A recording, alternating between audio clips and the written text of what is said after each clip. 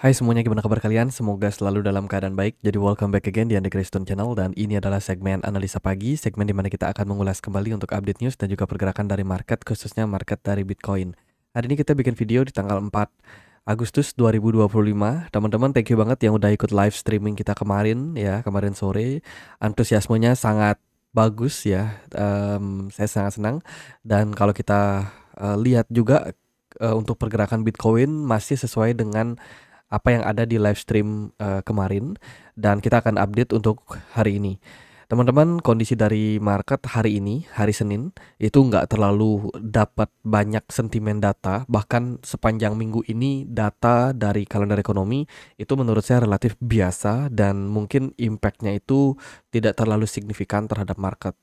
Ya, semoga di waktu tenang kali ini ya market bisa punya kesempatan untuk melakukan rebound setelah proses koreksi yang terjadi dalam beberapa waktu terakhir. Jika kita perhatikan hari ini Bitcoin diperdagangkan di kisaran level 114.300-an. Ya, udah ada kenaikan terjadi bounce dari area 112.100. Kemudian Ethereum juga mengalami lonjakan setelah dia menyentuh level 3.300-an. Ethereum sempat naik sampai 3.500, which is bagus. Kalau kita lihat dari total tree masih ada inflow ya, market cap-nya meningkat, kemudian total 2 juga masih meningkat.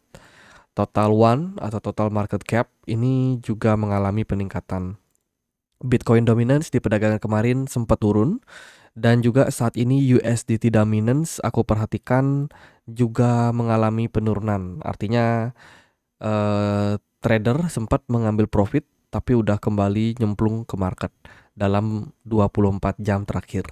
Gitu. Harapannya dari periode hari ini, besok, mungkin sampai beberapa hari ke depan, 1-2 hari lah, itu ada rebound kembali untuk market.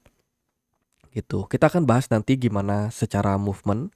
Ya, hari ini kita akan dapat data factory order dari Amerika Serikat jam 9 malam. Mungkin impact-nya lebih kepada kepergerakan dolar ya, nggak terlalu berpengaruh terhadap kriptonya gitu.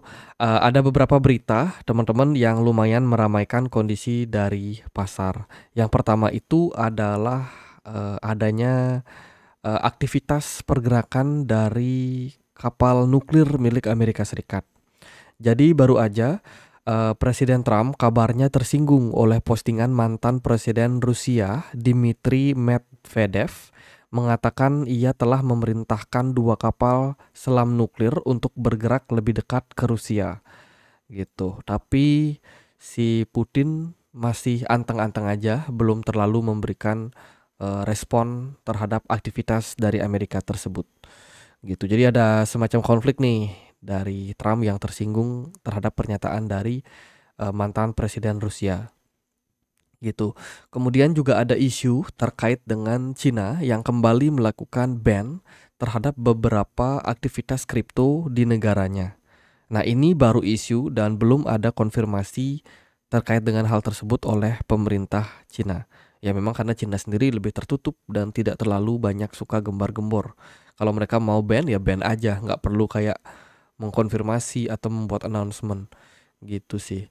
Ini sih postingannya semuanya spekulatif ya, tapi isu ini bisa jadi isu yang digoreng untuk kedepannya membuat ketakutan lagi kepada market gitu. Jadi ya sementara ini isu-isu tersebut menurut saya relatif dapat mudah mempengaruhi psikologi secara pasar gitu, secara umum lah.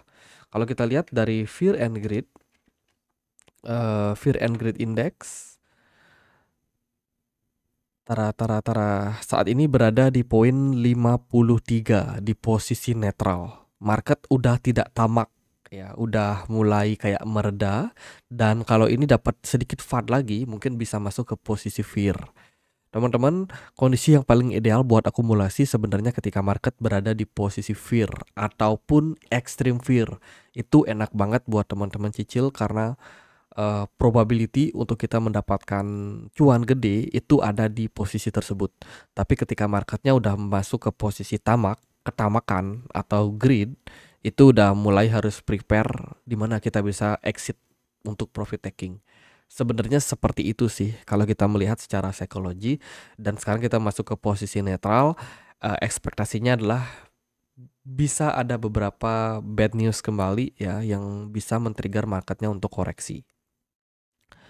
Teman-teman, aku mau informasikan dulu dari Gate ya, Gate.io lagi ngadain campaign, teman-teman bisa ikutin untuk mendapatkan hadiah token WXTM.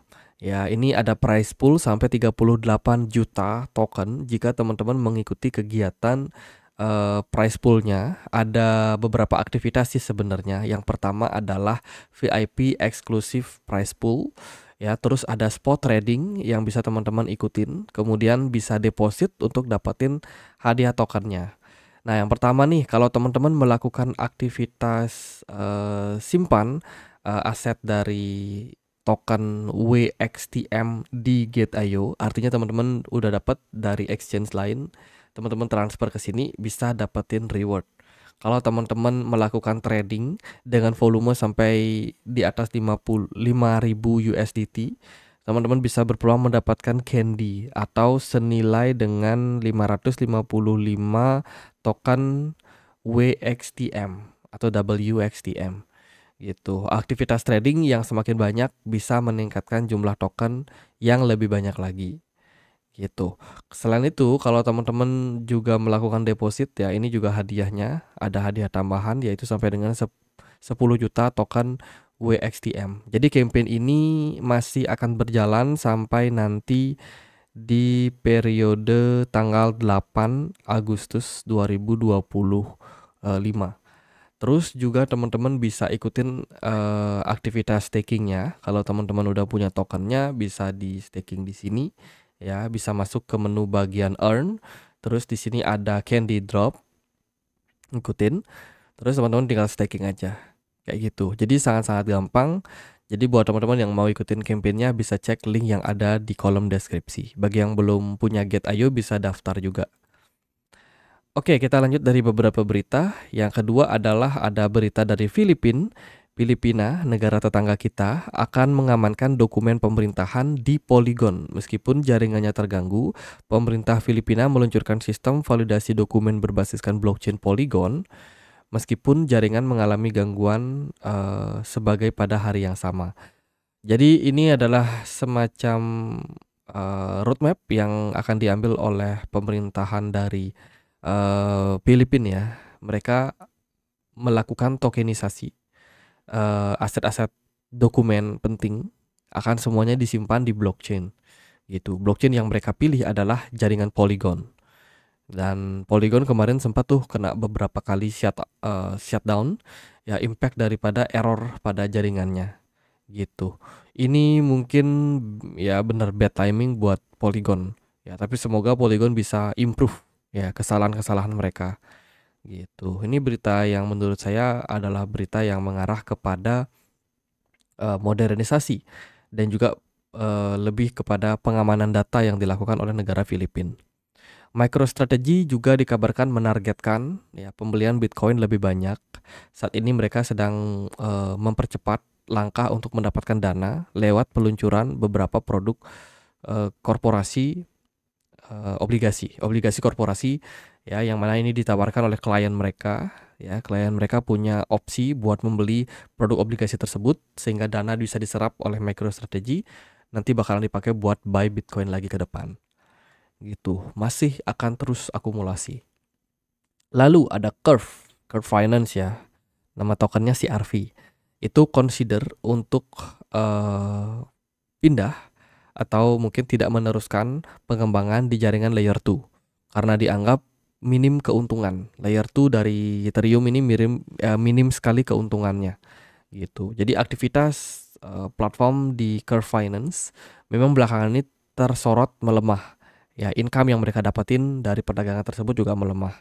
Sehingga ini berarti ada kemungkinan penurunan aktivitas dari layer 2 dari Ethereum gitu. Nah, penurunan aktivitas ini tentu saja tidak bagus untuk bisnis mereka gitu. Kalau kita lihat dari sini sepanjang tahun 2025 ini terus terjadi penurunan secara aktivitas layer 2 Ethereum gitu. Nah, semakin melemahnya aktivitas ini mungkin akan membuat curve finance ini akan ekspansi. Either itu dia mencari jaringan Solana, Sui, atau mungkin ke BNB Smart Chain. Kemudian ada Citigroup, JP Morgan, Goldman Sachs ya, saat ini sedang melakukan pengembangan TradFi pada blockchain dari Ripple. Ya, ini yang mencari-cari apakah Ripple atau XRP bakalan bagus ke depannya. Ya, saat ini hedge fund lagi banyak yang bekerja sama Ripple ya, dan tentu saja ini bisa menjadi salah satu indikasi bahwa proyeknya Ripple ini masih bakalan relevan karena mereka sangat dekat dengan bank-bank besar di Amerika Serikat gitu. Lalu ini kondisi liquidation dari pasar ya, di perdagangan kemarin itu signifikan sekali jumlah yang kena liquidation dalam 24 jam terakhir, bahkan tembus sampai 800 juta US dollar ya dari long position, dan hari ini udah mulai mereda. Nampaknya market juga udah mulai sedikit rebound sehingga giliran buat sorong dulu ke atas teman-teman, untuk likuidasi dulu yang pasang short gitu. Oke, terus juga kalau kita lihat dari Bitcoin, diprediksi bisa rally ke 148. Ini prediksi dari analis di Cointelegraph yang melihat bahwa sekarang ini pergerakan Bitcoin tengah dalam koreksi ya, dan so far masih ketahan di area MA berapa tuh? MA 60 ya, MA 60 ketahan dan ada indikasi buat rebound untuk pasar. Gitu. Dia melihat bahwa rebound ini bisa saja berpeluang naik lagi untuk marketnya ya, mencari level-level yang lebih tinggi seperti itu. Ini juga pattern yang selalu digaungkan, yaitu inverse head and shoulders teman-teman, yang bisa membawa pergerakan dari Bitcoin kembali naik rally. Nanti kita akan bahas skenario-nya seperti apa.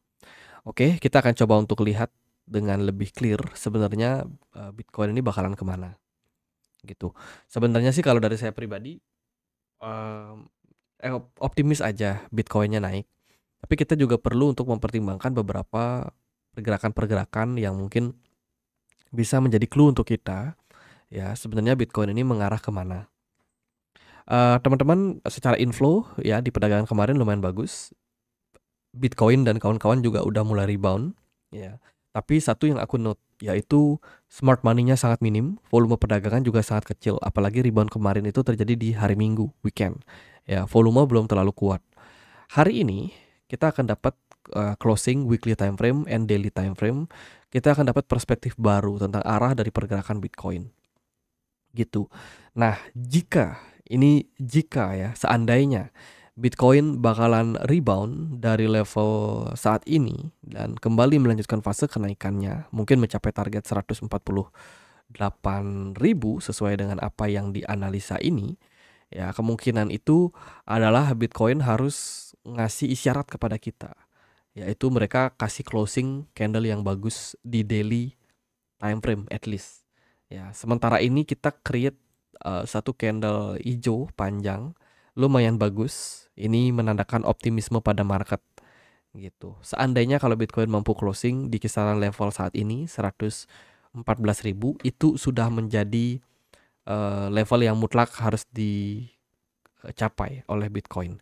Sementara untuk closing weekly time frame sementara ini masih merah ya, tapi menurut saya masih relatif aman gitu. Bitcoin closingnya merah di bawah area 116 ribuan. Nah, menurut saya sih masih akan korektif seperti itu.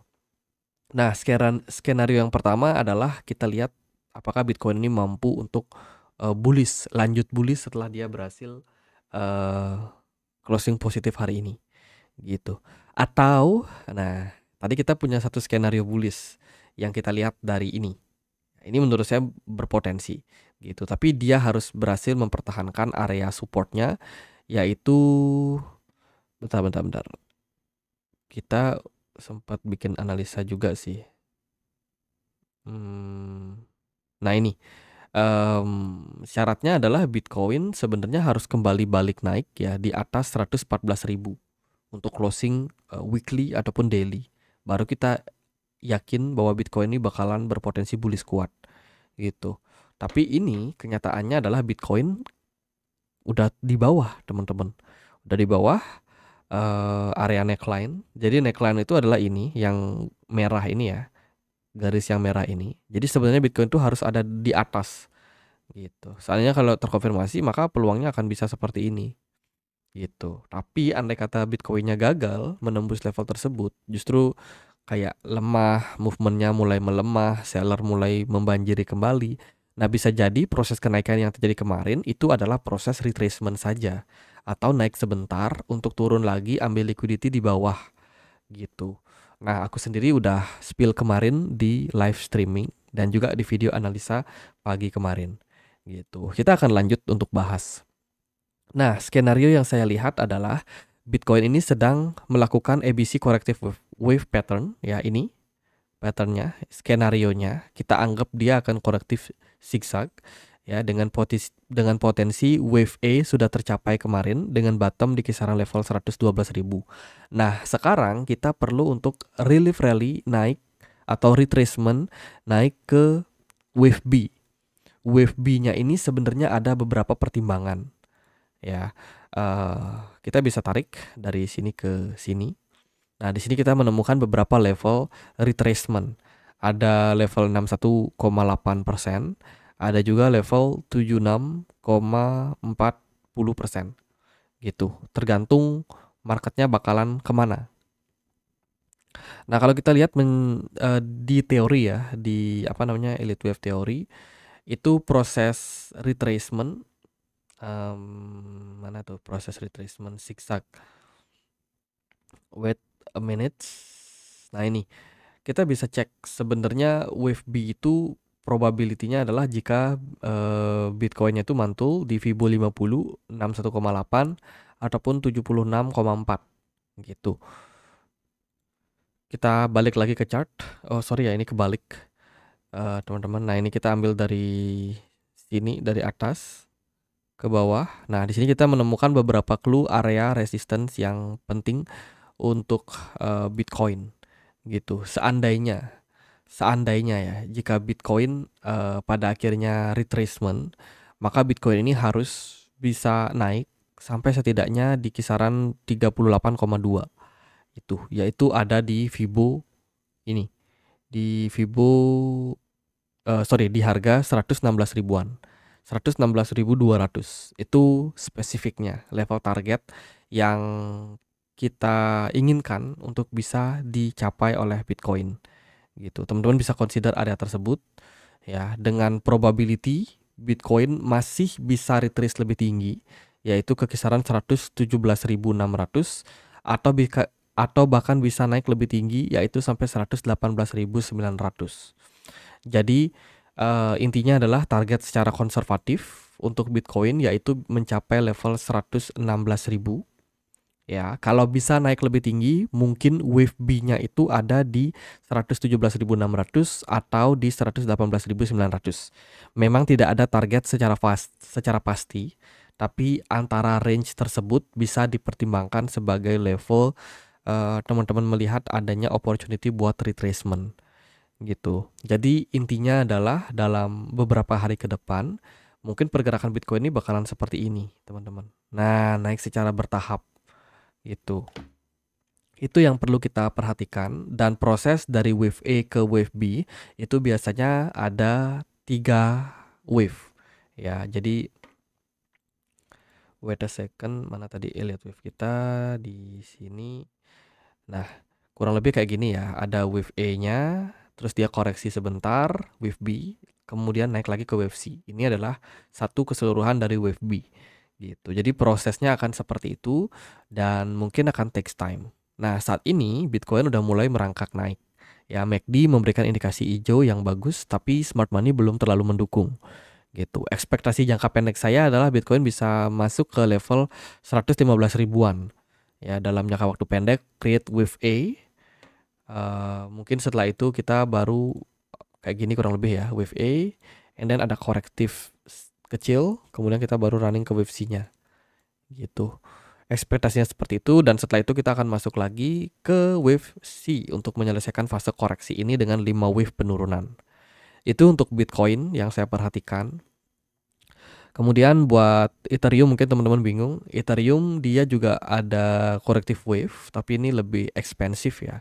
Dan saya melihat pergerakan Ethereum ini berpeluang bisa ngetes level di atas, yaitu di kisaran tiga tiga 3.500-an. 3.500 untuk target wave 4 pada Ethereum, and then lanjut continue untuk korektif. Ini kita coba aktifkan juga satu indikator tambahan, yaitu di Fibo 50%. Ada probability juga Ethereum bisa naik lebih tinggi, bahkan sampai ke 3.600-an gitu. Before akhirnya dia turun lagi untuk create wave C-nya, menyelesaikan wave C. Jadi kurang lebih kayak gitu sih roadmap dari Bitcoin. Semoga bisa dipahami. Jadi yang saya lihat sekarang, kita menduga adanya proses retracement dulu.